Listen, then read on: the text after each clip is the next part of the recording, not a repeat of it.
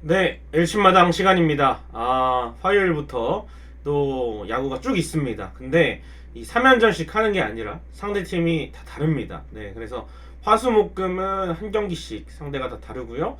주말에는 하나와의 홈 2연전이 있습니다. 항상 하나전은 아시죠?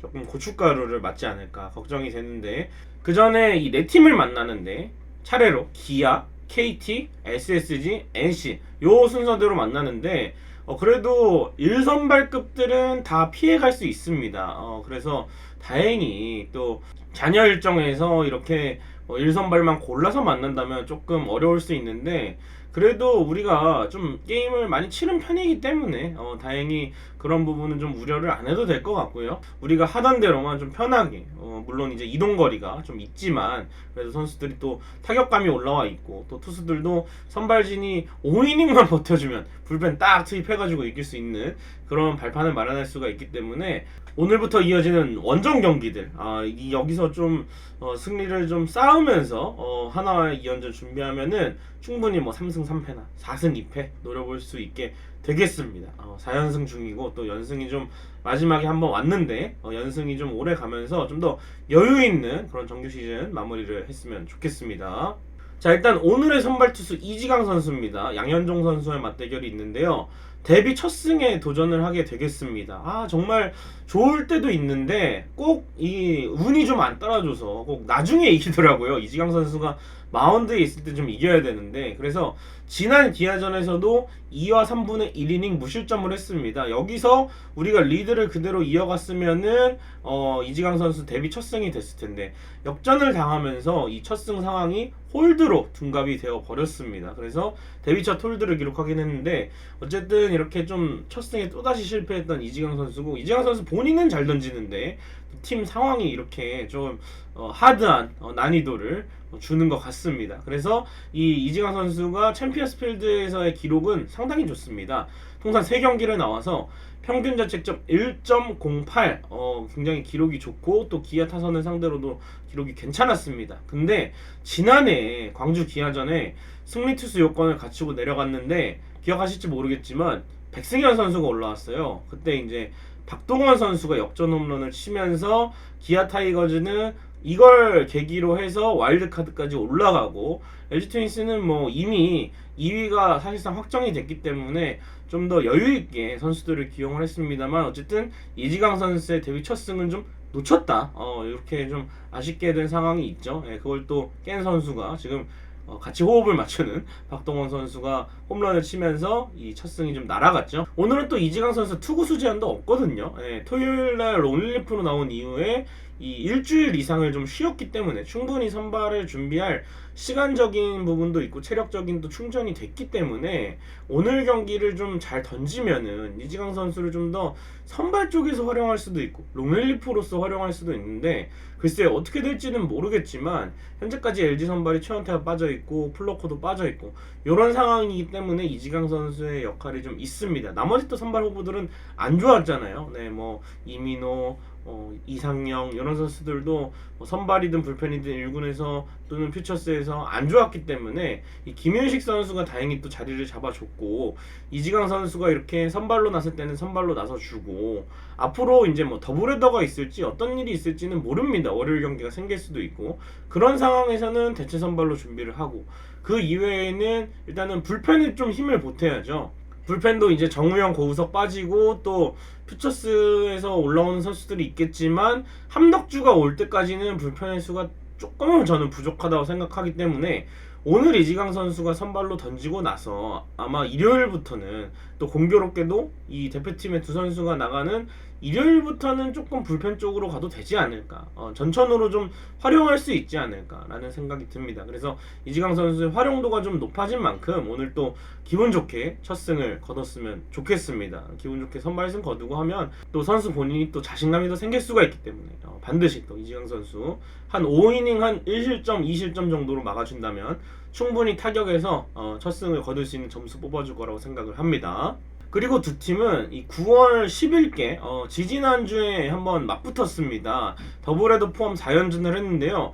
그때 이제 첫 경기는 LG가 잡았습니다만 기아가 더블헤더 토요일 싹쓸이를 했고 일요일까지 승리를 거두면서 이 3승 1패를 기록을 했는데 이후에 기아의 마운드가 무너지면서 5연패로 지금 뭐 4위 확보했다 이렇게 뭐 여유 떨고 있다가 결국에는 5연패 빠지면서 기아가 조금 5위 하냐 6위 하냐 많이 좀 내려와 있는 상황이고요. 역시 4위부터 6위까지는 한 팀이 연승 달리면 조금 올라와 있다가 또 안심할 수 없는 또 연패에 빠지면 그렇게 되는 상황이기 때문에 기아도 지금 5연패 그날 이후로 승리가 없습니다.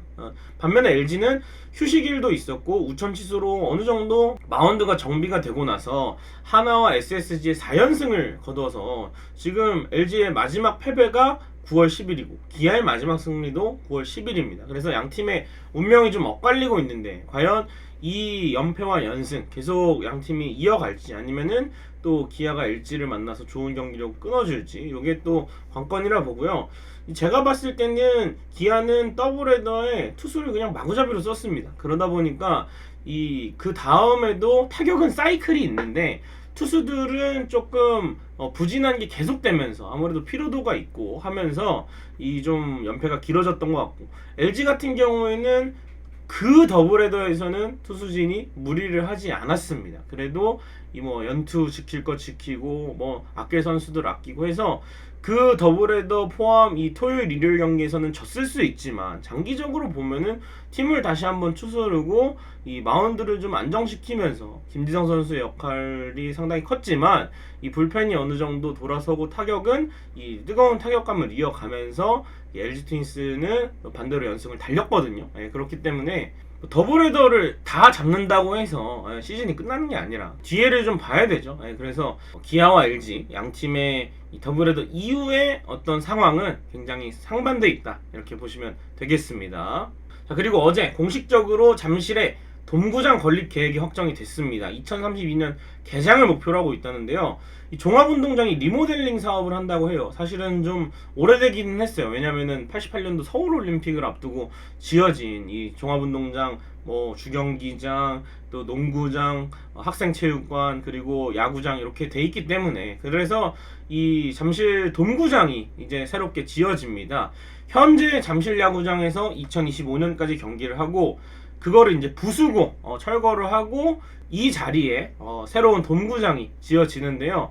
뭐 부대 시설도 숙박을 할 수 있는 호텔이 들어서고 또 이제 큰 규모의 야구를 안 할 때는 이제 공연장으로서 쓰는 그런 또 복합적인 시설이 좀 들어서게 되겠는데 2026년부터 2031년까지 공사 기간을 좀 넉넉하게 잡아놨습니다. 그래서 2032년 개장이 목표인데 문제는 2026년부터 2031년까지 LG 트윈스와 두산 베어스가 쓸 홈구장이 없어요. 그래서 제가 봤을 때는 이거는 좀 발표를 할 때 시즌이 중단이 되는 게 아니라 시즌을 해야 되잖아요. 그래서 이런 대책부터 좀 마련하고 발표를 했으면 어땠나 하는 아쉬움이 있는데 일단 두 구단의 입장은 LG와 두산의 입장은 잠실 주경기장도 리모델링을 하거든요. 리모델링이 끝나면 주경기장을 좀 개조해서 17,000석 정도의 이 야구장으로 활용을 하기를 희망을 합니다만 이 서울시에서는 이거 안전상의 문제로 안 된다라고 해서 이 목동 야구장이나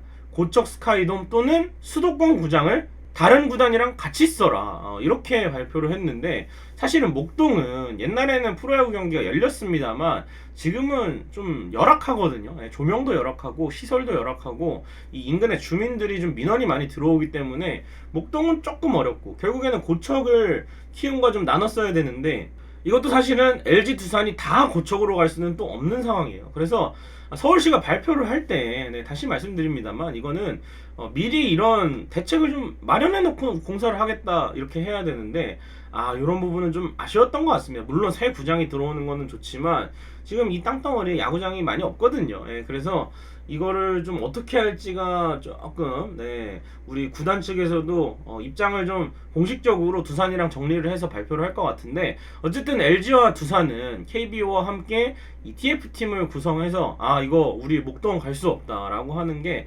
조금 이제 준비를 하고 있는 것 같아요. 목동 갈 수 없다. 뭐 수도권으로 어떻게 옮기냐 이런 식으로 해서 일단 입장을 좀 해서 우리 또 돈보이시죠? 별명이 허구현 총재님도 나서가지고 우리 이 KBO 쪽에서도 좀 도와줬으면 좋겠어요. 이 야구를 해야 되지 않겠습니까? 근데 이제 구장을 옮기는 거는 무리가 있고, 제가 봤을 때는 주경기장을 좀 개조해서 쓰는 게 맞는 것 같은데, 아무래도 또 주경기장은 이 서울 이랜드 FC K리그 경기도 있지만 역시 공연이 있기 때문에, 공연을 또 리모델링하면 많이 해야 되기 때문에 여기를 또 개조하는 거는 좀 어렵다, 이렇게 판단을 한 것 같아요. 뭐 주변에 공사도 하고, 그래서 아예 이 부지를 안 쓰면 좋겠다, 공사 기간 동안, 이렇게 서울시에서는 생각을 한 것 같은데, 어쨌든 2032년에는 또 새로운 신식 구장에서 또 야구가 시작이 되겠습니다. LG 트윈스에. 그리고 잠실 야구장 정말 저 포함해서 꼬맹이 때부터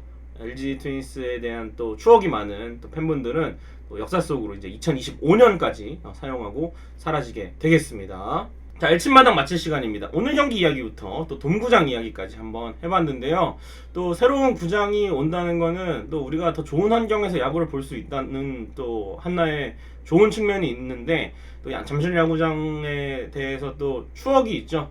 암흑기 때도 뭐 박용택 선수나 이병규 선수가 있을 때부터 시작을 해서 또 암흑기를 끊을 때도 2013년에 이 양영동 현재 LG 트윈스 코치가 마지막 승부를 결정짓는 캐치를 했을 때도 잠실 야구장이었고, 이외에도 또 많은 추억들이 있습니다. 뭐 박용택 선수나 이병규 선수의 은퇴식을 포함해서 또 여러 가지로 많은 추억들이 있는데, 잠실 야구장 2년만 좀 더 잘 쓸게. 시설이 많이 안 좋지만 2년 동안 또 써내려갈 추억들이 많을 거예요. 그래서 잠실 야구장과의 또 이별하기 전에 또 결론은 아시죠? 뭐 한번 해야 되는지. 여기까지 얘기하고 마치도록 하겠습니다. 엘침마다 마치겠습니다. 여러분 고맙습니다.